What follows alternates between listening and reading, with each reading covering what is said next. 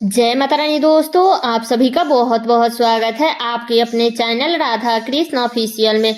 उम्मीद करती हूँ आप लोग बहुत अच्छे होंगे। तो ये बताने के लिए कमेंट बॉक्स में जय माता दी जरूर लिखेगा। तो चलिए दोस्तों, आज हम इस वीडियो में सुनेंगे कार्तिक मास के तीसरे अध्याय की कथा और साथ ही आप लोग लास्ट में जानेंगे कि कार्तिक मास में दीपदान करने का क्या महत्व होता है। तो आप लोग कथा पूरा जरूर सुनिएगा और कथा पसंद आता है तो वीडियो को लाइक जरूर कर दीजिएगा। सत्यभामा ने कहा, हे प्रभु, आप तो सभी काल में व्यापक है और सभी काल आपके आगे एक समान है। फिर यह कार्तिक मास ही सभी मासों में श्रेष्ठ क्यों है? आप सब तिथियों में एकादशी और सभी मासों में कार्तिक मास को ही अपना प्रिय क्यों कहते हैं? इसका कारण बताइए।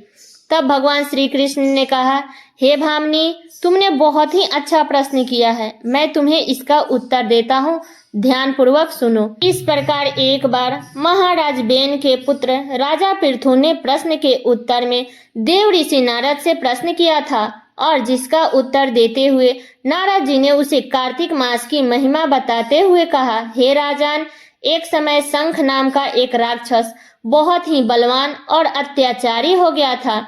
उसके अत्याचारों से तीनों लोकों में त्राही त्राही मच गई थी। उस शंखासुर के स्वर्ग में निवास करने वाले देवताओं पर विजय प्राप्त कर इंद्र आदि देवताओं एवं लोकपालों के अधिकारों को छीन लिया। उससे भयभीत होकर समस्त देवता अपने परिवार के सदस्य के साथ सुमेरु पर्वत की गुफाओं में बहुत दिनों तक छुपे रहे। तत्पश्चात वे निश्चिंत होकर के सुमेरु पर्वत की गुफाओं में ही रहने लगे। उधर जब शंखासुर को इस बात का पता चला कि देवताओं आनंद पूर्वक सुमेरु पर्वत की गुफाओं में निवास कर रहे हैं, तो उसने सोचा कि ऐसे कोई दिव्य शक्ति अवश्य है जिसके प्रभाव से अधिकारहीन यह देवता अभी भी बलवान है। सोचते सोचते वह इस निर्णय पर पहुंचा कि वेद मंत्रों के बल के कारण ही देवता बलवान हो रहे हैं। यदि इनसे वेद छीन लिए जाए तो वे बलहीन हो जाएंगे। ऐसा विचार कर शंखासुर ब्रह्मा जी के सत्यलोक से शीघ्र ही वेदों को हर लाया। तब उसके द्वारा ले जाए जाते हुए भय से उसके चंगुल से निकल भागे और जल में समा गए। शंखासुर ने वेद मंत्रों तथा बीज मंत्रों को ढूंढते हुए सागर में प्रवेश किया, परंतु ना तो उसको वेद मंत्र मिला और ना ही बीज मंत्र। जब शंखासुर सागर से निराश होकर वापस लौटा तो उस समय ब्रह्मा जी पूजा की सामग्री लेकर के सभी देवताओं के साथ भगवान विष्णु के शरण में पहुंचे और भगवान को गहरी निंदा से जगाने के लिए गाना बजाने लगे। धूप गंध आदि से बारंबार उनकी पूजन करने लगे। धूप दीप नैवेद्य आदि अर्पित किए जाने पर भगवान की निंद्रा टूटी और वह देवताओं सहित ब्रह्मा जी को अपना पूजन करते हुए देख करके बहुत प्रसन्न हुए तथा कहने लगे कि मैं आप लोगों के इस कीर्तन एवं मंगलाचरण से बहुत प्रसन्न हूँ। आप अपना अभीष्ट वरदान मांगिए, मैं अवश्य ही प्रदान करूंगा। जो मनुष्य आश्विन शुक्ल की एकादशी से लेकर के देवउठनी एकादशी तक ब्रह्म मुहूर्त में उठ करके मेरी पूजा करेंगे, उन्हें तुम्हारी ही भांति मेरे प्रसन्न होने का कारण सुख की प्राप्ति होगी। आप लोगों ने जो पग, अर्ध, आचमन और जल आदि सामग्री मेरे लिए लाए हैं वो अनंत गुणों वाली होकर के आपका कल्याण करेगी। शंखासुर द्वारा हरे हरे गए संपूर्ण वेद जल में स्थित है। मैं सागर पुत्र शंखासुर का वध करके उन वेदों को अभी ला देता हूँ। आज से बीज मंत्र और वेदों सहित मैं प्रतिवर्ष कार्तिक मास में जल में विश्राम किया करूँगा। अब मैं मत्स्य का रूप धारण करके जल में जाता हूँ। तुम सब देवता भी मुनि शेषवर सहित मेरे साथ जल में आओ। इस कार्तिक मास में जो मनुष्य प्रातः काल स्नान करते हैं वे सब यज्ञ के अवभृत स्नान द्वारा भली भांति नहा लेते हैं।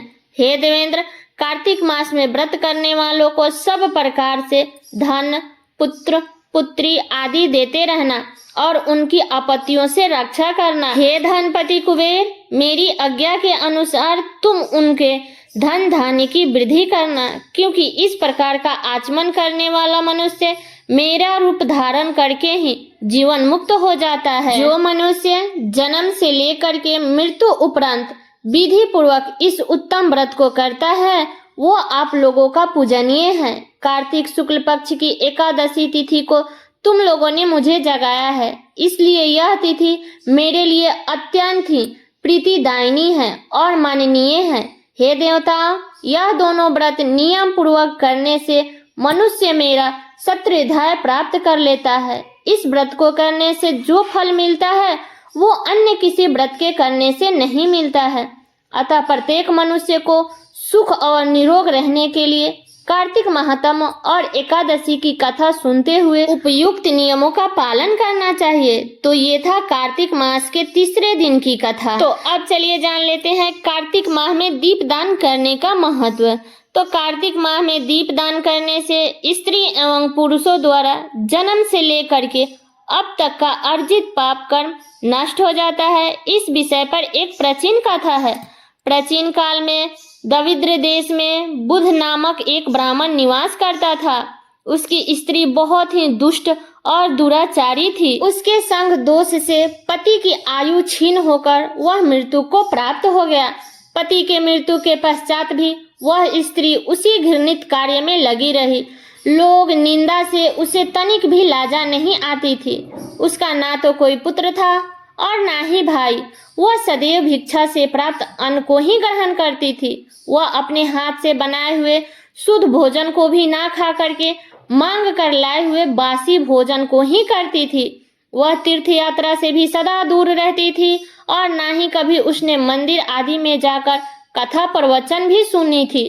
एक दिन कुत्स नामक एक विद्वान ब्राह्मण भ्रमण करते हुए वहां आया। उस ब्राह्मणी को निंदित कार्य से लिप्त देख करके उसने पूछा, ओ मूर्ख स्त्री, तू मेरी बात ध्यान पूर्वक सुन। यह शरीर पानी के बुलबुले की भांति है। एक दिन इसका नष्ट होना निश्चित है। यदि तू इसे अनित्य शरीर को नित्य मानती है तो अपने मन में बैठे इस मोह का तू विचार पूर्वक त्याग कर दे। सबसे श्रेष्ठ देवता भगवान विष्णु का चिंतन कर और उन्हीं की लीला कथा को आदर पूर्वक सुन। कार्तिक माह आने पर भगवान दामोदर को प्रसन्न करने के लिए स्नान दान आदि करके दीप दान दे और भगवान विष्णु की परिक्रमा करके उन्हें प्रणाम कर।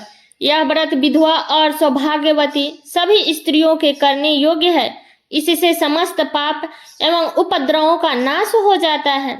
तू मेरी बात मानकर निश्चय ही कार्तिक में दीप दान कर। इससे तू निश्चित रूप से भगवान विष्णु की कृपा प्राप्त कर लेगी। इस प्रकार कहकर वह कुत्स ब्राह्मण वहां से चला गया। अब उस दुराचारी ब्राह्मणी ने भी पश्चाताप करते हुए यह निर्णय लिया कि वह कार्तिक माह में व्रत अवश्य करेगी। कार्तिक माह आने पर उसने पूरे माह प्रातः काल सूर्योदय काल से पहले स्नान और दीपदान किया। कुछ समय पश्चात आयु समाप्त होने पर वह मृत्यु को प्राप्त हुई और वह स्वर्गलोक में गई। समय अनुसार वह मुक्ति को भी प्राप्त हो गए। जो व्यक्ति कार्तिक व्रत में तत्पर्य होकर के दीपदान के इस इतिहास का श्रवण करता है, वह स्वयं भी दीपदान करता है तो उसे अवश्य ही मोक्ष की प्राप्ति होती है। इसलिए कार्तिक माह में दीपदान करने का बहुत ही अधिक महत्व होता है।